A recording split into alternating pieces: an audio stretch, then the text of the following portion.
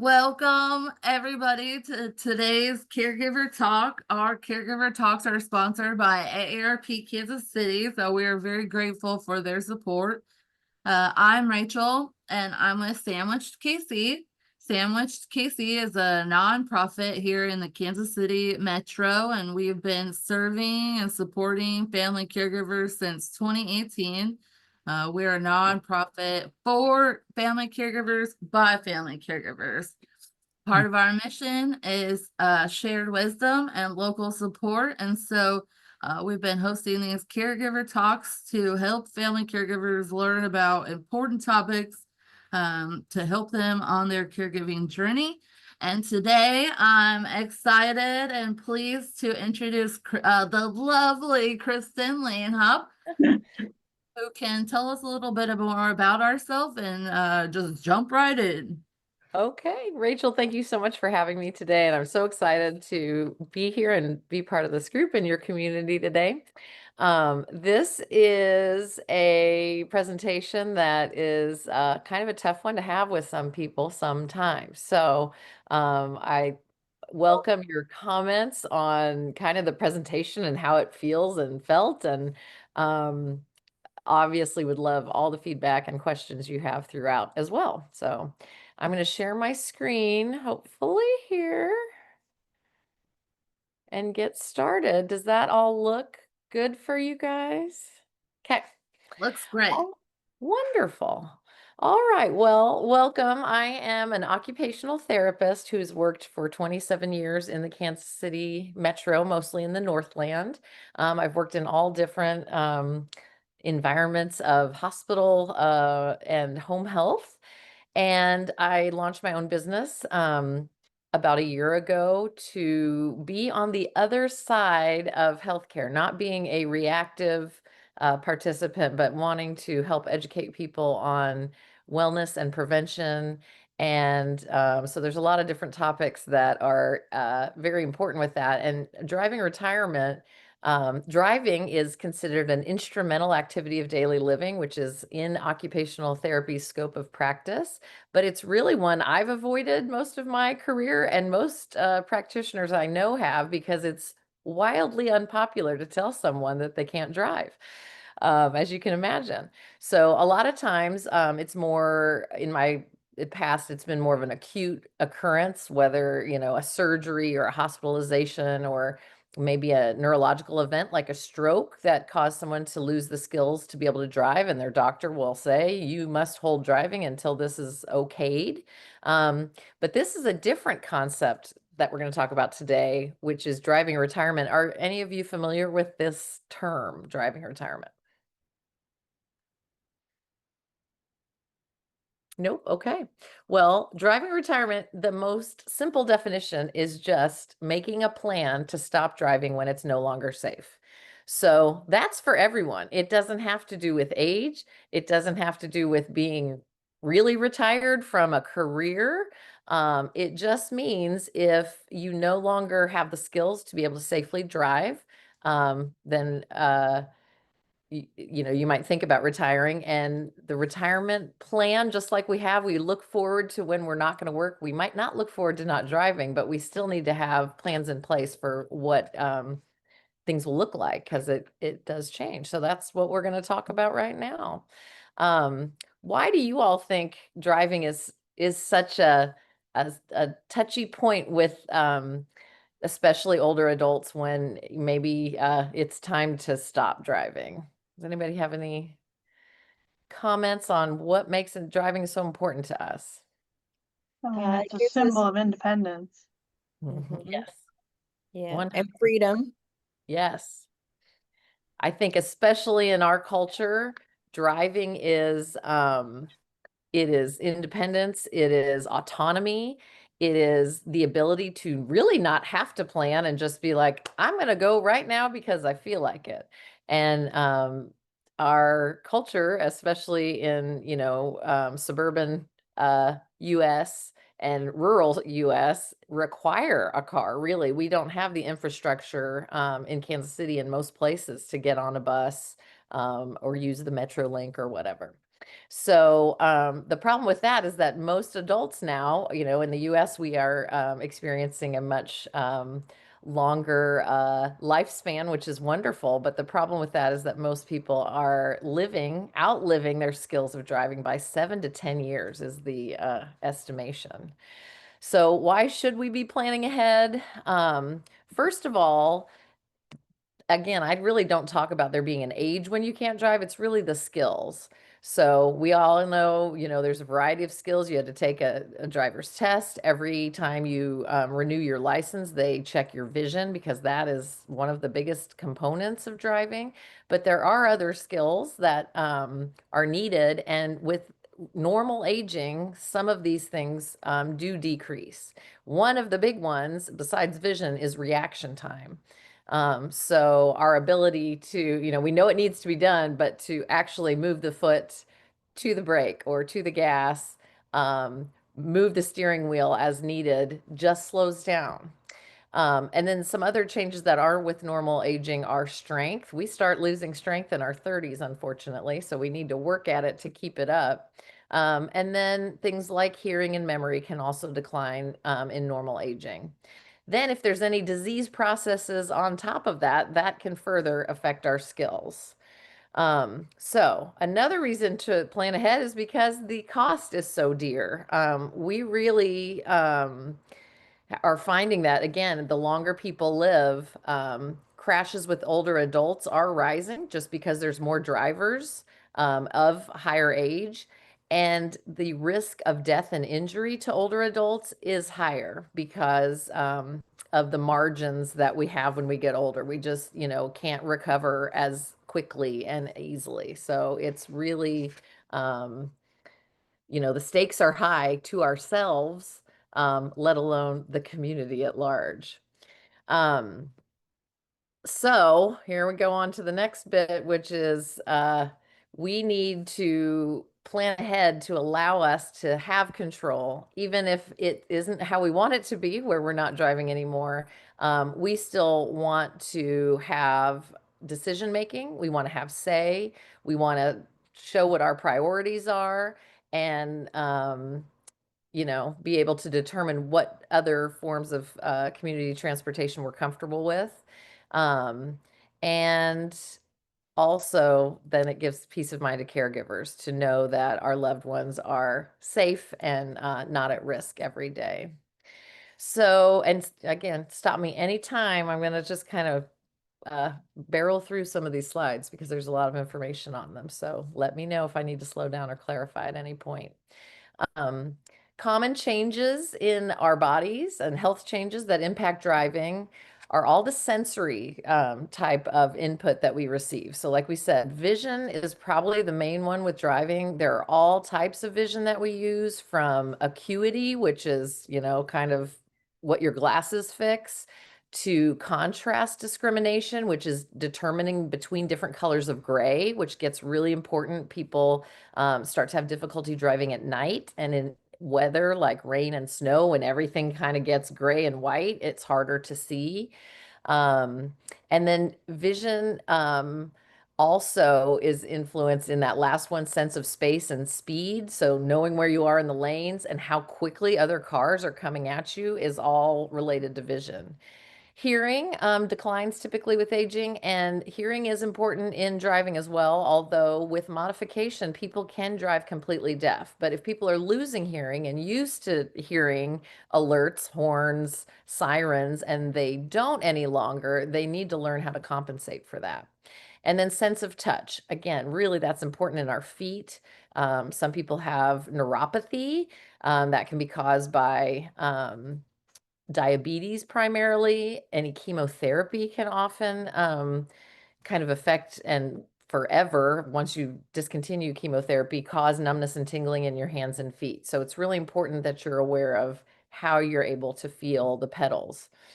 Cognition is the next area that can change with aging. And, the big ones that we think of are memory. Most people driving is, we have so many reps, we have so much practice that there's not a lot of concentration or attention we need to give to it because we just know how to drive. So if you see someone having difficulty with rules of the road, that is indicating that they are having bigger problems with their memory, because this one, is so ingrained in us.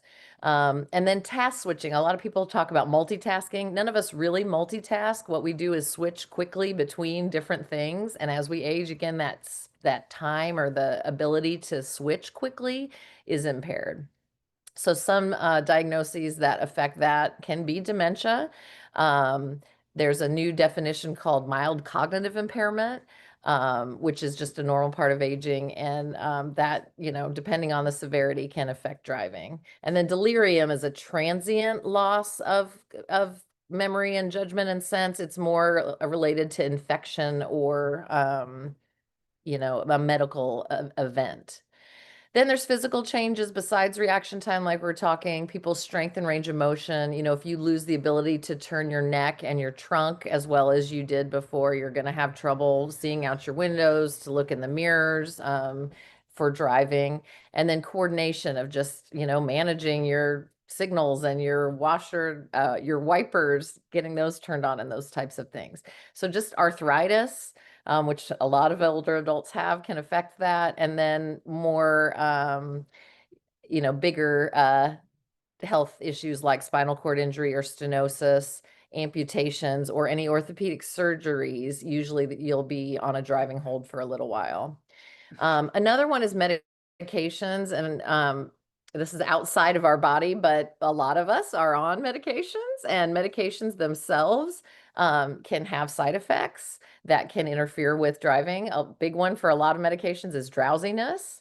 And then if you're taking a medication that has a job that is keeping you feeling your best, it has a window of effectiveness. So as it wears off, there may be times of day that are really not your best time to be, doing more advanced activities like driving. Then some drugs also interact with each other negatively. And our dosage changes over time because we metabolize, our kidneys and livers handle the medications differently. And so actually, if you've been on the same medication, same dose of like a hypertension medication for 30 years, you need to have that assessed by your doctor because you might need less to do the same effects that you needed when you were younger. Big warnings for things like sleep aids.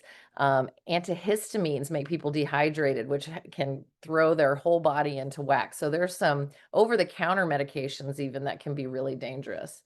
And then other things to consider are pain. People all can have acute pain, can have chronic pain they've lived with for years. And as that varies in their day, that can really affect driving. Fatigue and emotions are things that kind of fluctuate that can affect our ability to concentrate and focus and safely drive. And then substance abuse. People don't realize that just like medications change how your body processes as you age, having a glass of wine might affect you way more than 2 or 3 glasses of wine affected you when you were younger. And if you're adding any substance to medications, that also can have a drug interaction. So that can be risky. Risks of avoiding the conversation, though, like we said, having these talks about planning for driving, retirement, are that there can be accidents that can cause loss of life, injury, or legal trouble. And then we also don't want to have to make rush decisions just because a crisis has occurred. There's a lot of things in caregiving that are like that. If we plan ahead, it goes easier. And again, we know all the options and know the priorities people have and their preferences, versus if something happens and then a decision has to be made that instant.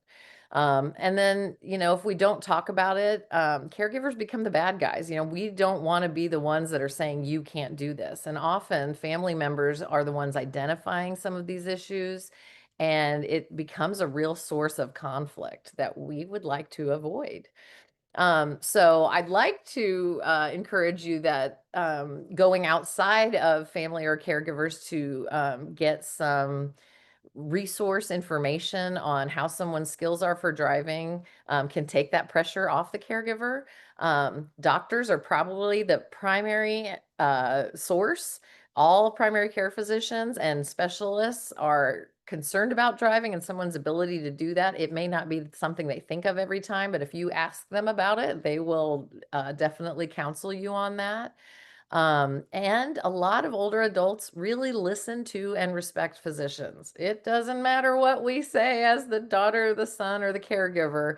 They might argue with us, but if the physician says, you know what, it's time to stop, they may be like, oh, my doctor told me I should stop driving. Like it's a new idea. Occupational therapists are also a good external source of guidance for families who have someone who needs to consider discontinuing driving.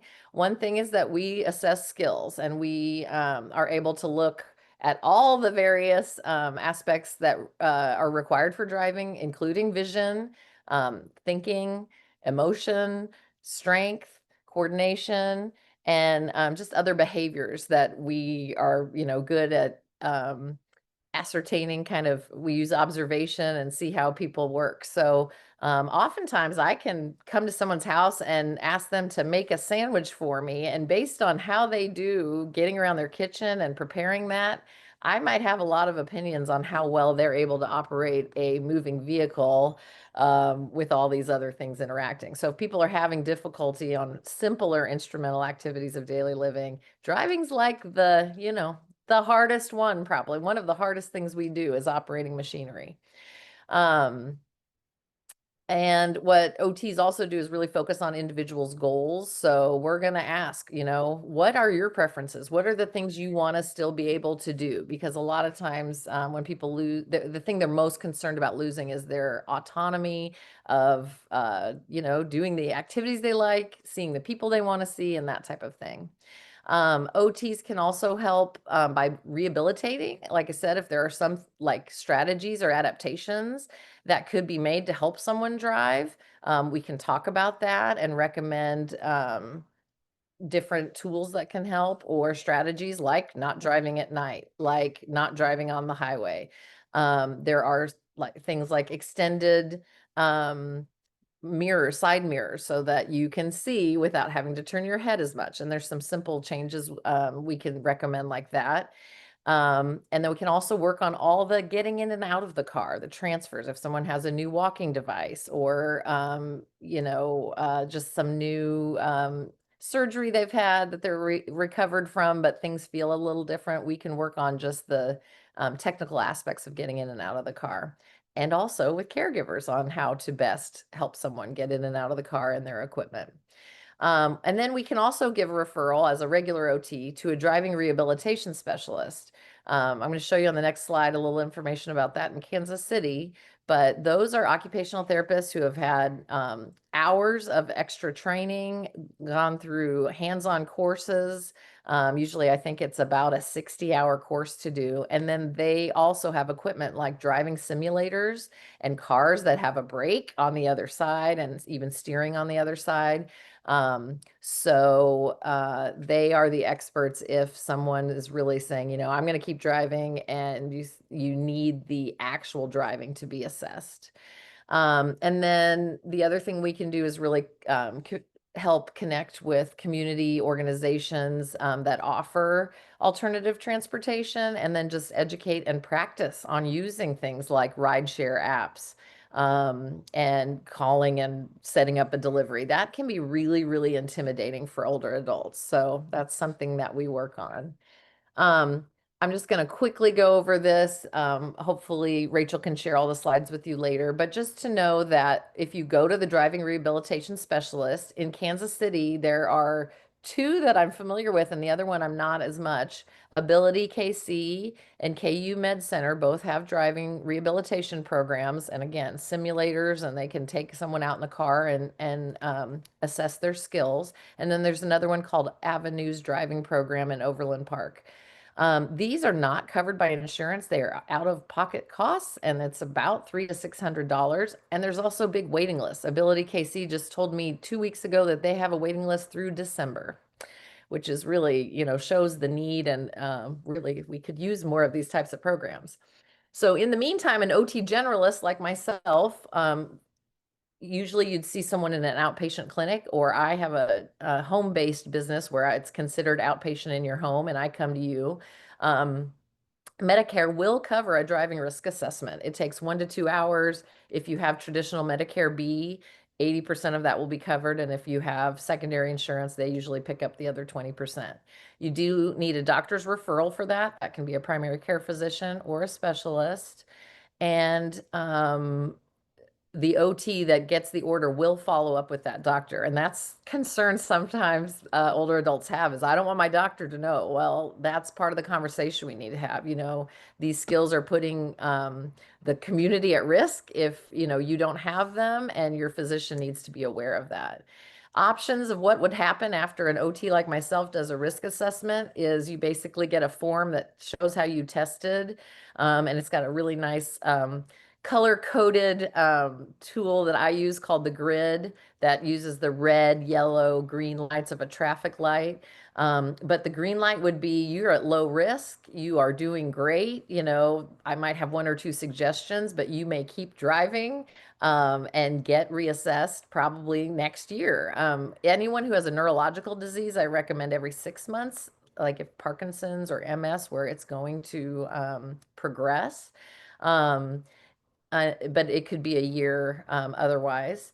Another option is we could say that you cannot continue driving unless you do some interventions. Again, like it is unsafe to drive without some of these modifications, like no longer driving at night or something like that. The third option is you have a lot of yellows, so I'd really recommend you getting the formal assessment by a driving rehabilitation specialist. And the last one would be recommending discontinuing driving. The only diagnosis that a generalist OT can make that determination without a physician and without the driving rehabilitation specialist is Alzheimer's or dementia that is moderate to severe. Mild dementia, there are individuals that will test well enough to be able to drive. Again, that needs to be monitored very closely because changes will occur. But if someone has moderate to severe dementia that has been tested, it is not compatible with driving any longer. Okay, so, and give me a heads up on time, Rachel. I feel like I'm going long here. But here's some tips for caregivers from a professional out in the business. One thing is to really encourage the person that it's not just about their own safety. I've had many people tell me, I don't care if I wreck my car. I don't care if I die. It's fine. I'd rather go out being independent. And what I like to encourage them is that it would be nice if it was just about you, but it's not. There is a risk to yourself, but there's also a risk to other passengers in your car, to pedestrians, and to other drivers. I think using I statements, like if you are the passenger, how you feel about how they drove, rather than saying you're unsafe or you pull down for that person. I statements are a little less putting someone on the spot by saying, I'm feeling anxious when you change lanes that slowly, or I got worried that you were going to hit that car, that kind of thing. If people are not allowing their loved ones to ride in the car with this person, that is a huge red flag. If you wouldn't let your children or grandchildren ride in the car with the individual, you probably have a gut about how they're driving. And that is enough of an indication to encourage someone to get assessed for their skills.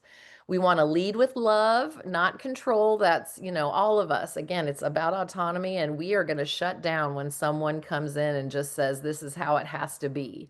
So really having that collaborative approach where it's a respectful conversation and you're more guiding. And a lot of that is by asking questions. That bottom one, OARS, is a model you could look up. And motivational interviewing, those are both techniques to talk to someone. And I mean, it basically sounds like Hey, Dad. So I was in the car with you the other day, and it really made me nervous when you pulled out in front of that car. How are you feeling about driving?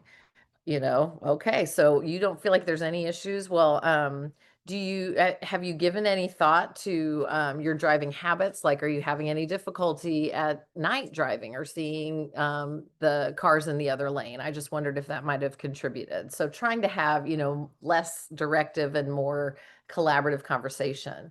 Again, bringing in other trusted voices. If someone has gone deaf to your concerns and your interests, bringing in grandchildren, adult children, friends. One of my friends said that her dad wouldn't listen to her, but then a peer told him, I saw you trying to park and you almost hit that car. And that was enough. Like he didn't realize that other people in the community saw how he was driving. Um, Again, planning ahead, so that we are goal oriented. Our goal is whatever their preferences are. So we need to find out what their priorities are. Usually that looks like these are the things I want to keep doing, and I don't want not driving to get in the way of that. So we want to make our conversation with them goal oriented. I know this is really hard, but we are going to keep you going to your poker night and your gardening club and church on Sunday, if those are the things that are really important to you. We want to have a plan for alternative transportation ahead of time, because if we don't help them make those plans and the keys are there and they've decided they're not going to drive in a last minute decision, oh, just this once, it'll be okay. So we want to have a plan that's everyone knows, the caregiver and the older adult, and other people that are part of the help plan, like neighbors, other family members. And then delivery services, again, a lot of things. I was slow to it too, but after COVID, there are so many things that you can have delivered. Any store now will use DoorDash. I get my dog food delivered. So, just telling people things like that, like, let's stop the hassle of having to run all these errands. We can do online banking. I'll show you how. There's things that older adults have continued to drive to do that really they might enjoy doing, but they don't have to be doing anymore. All right. And then the last topic on here is just those tough cases. You can report your loved one to the Department of Revenue, which is over the Department of Motor Vehicles in both Missouri and Kansas. Missouri has an online form.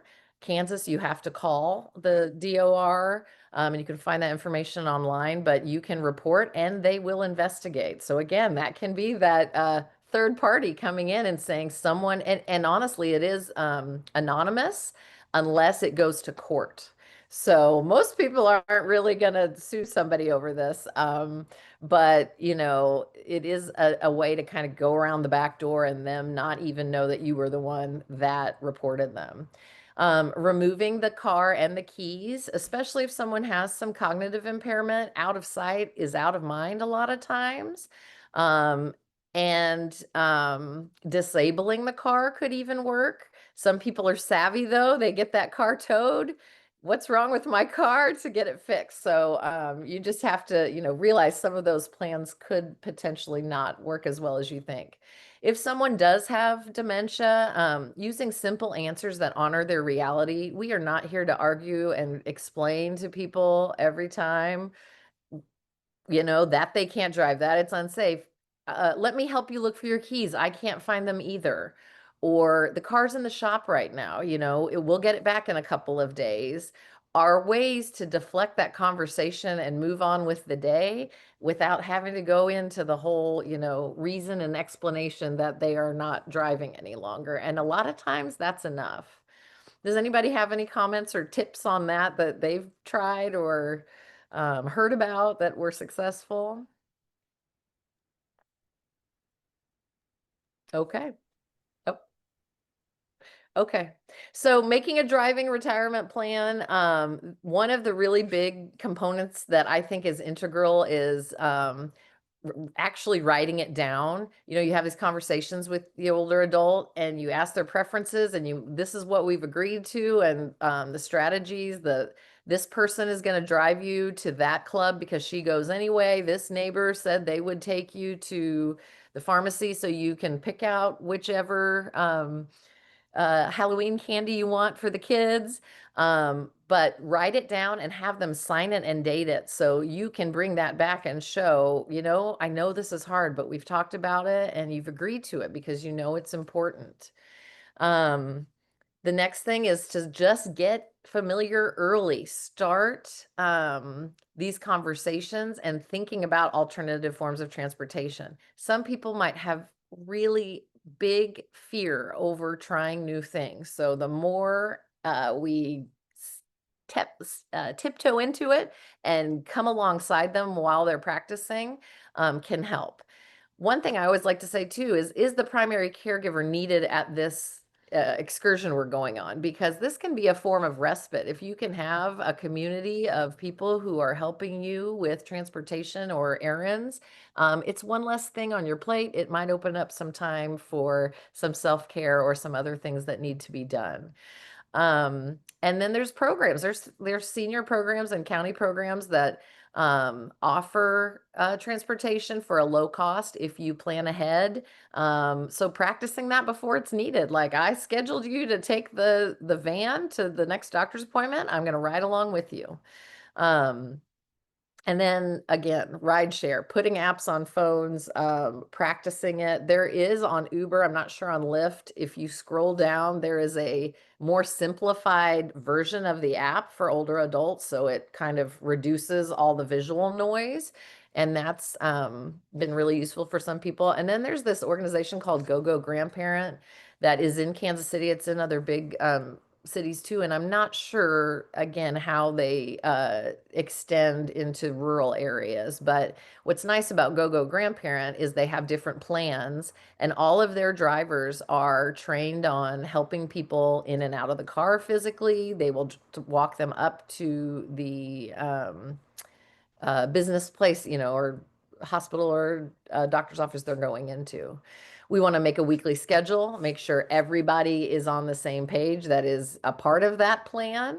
Have our deliveries, timely, being delivered so that someone's not in a panic of I'm about to run out of my medication, I have to go, that kind of thing. And then again, just making sure we're really prioritizing those social and leisure activities because, that is a big loss to people of autonomy, and it leads to decline in cognition and emotion. A lot of people get depressed when they lose that lifeline to the things they liked doing.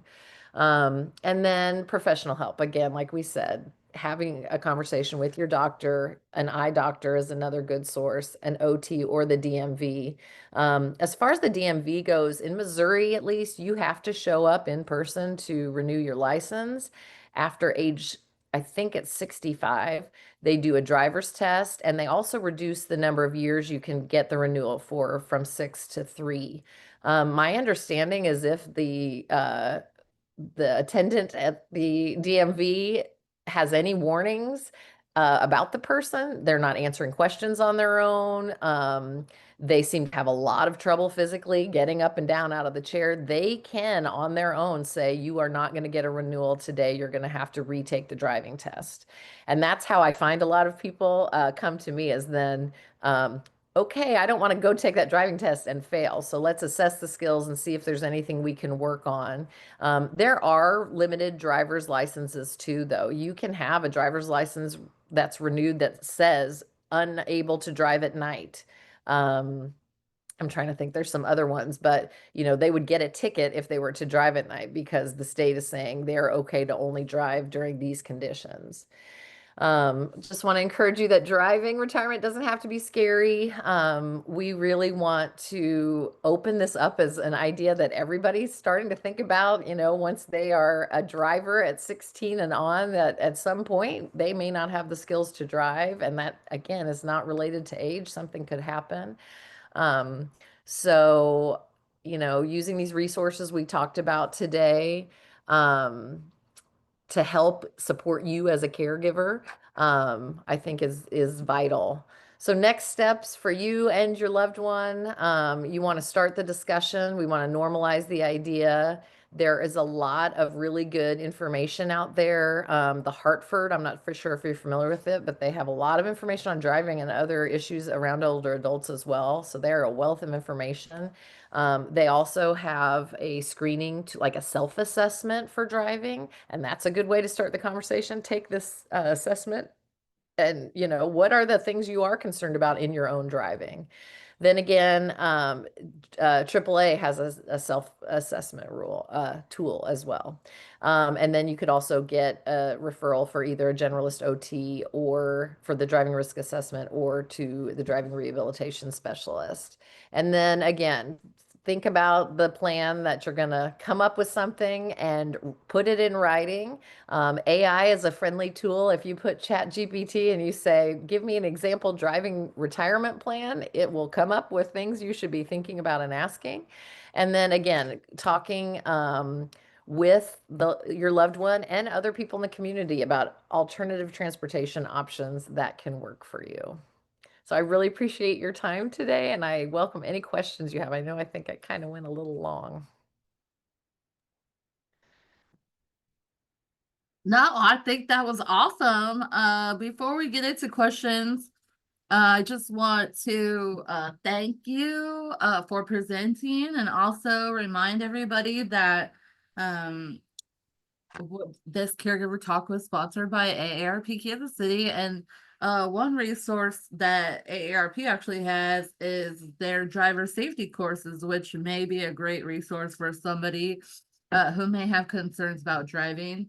I'd also like to make sure and invite you to next month's talk, which is about easy preventative maintenance for aging in place.